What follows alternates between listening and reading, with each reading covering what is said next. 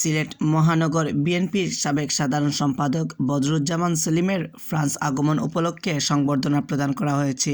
রবিবার স্থানীয় সময় বিকালে মেরি দ্য অবারভিলিয়ান্স একটি হলে বিপুল সংখ্যক দলীয় নেতাকর্মীদের উপস্থিতিতে এ সংবর্ধনা প্রদান করা হয়। ফ্রান্সে বসবাসরত সিলেট বিভাগীয় প্রবাসীবৃন্দের ব্যানারে আয়োজিত সংবর্ধনা অনুষ্ঠানে সভাপতিত্ব করেন ফ্রান্স বিএনপির যুগ্ম সাধারণ সম্পাদক রেজাউল করিম। ফ্রান্স যুবদল নেতা লায়েক আহমদ তালুকদারের পরিচালনায় এতে ভার্চুয়ালভাবে প্রধান অতিথি হিসেবে বক্তব্য রাখেন কেন্দ্রীয় বিএনপির আন্তর্জাতিক বিষয়ক সম্পাদক মহিদুর রহমান।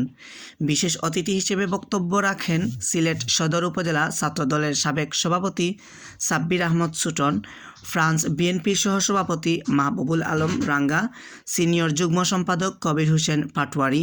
অনুষ্ঠানে এ সময় অন্যান্যদের মধ্যে বক্তব্য রাখেন যুবদল নেতা আবু বকর, কাজী আরিফ, জাসাস ফ্রান্স শাখার সদস্য সচিব কবির সুয়েল আহমদ, ফরিদ আহমদ, সেলিম আহমদ, শেখ এমরান ও আবু সালেহ শামীম প্রমুখ।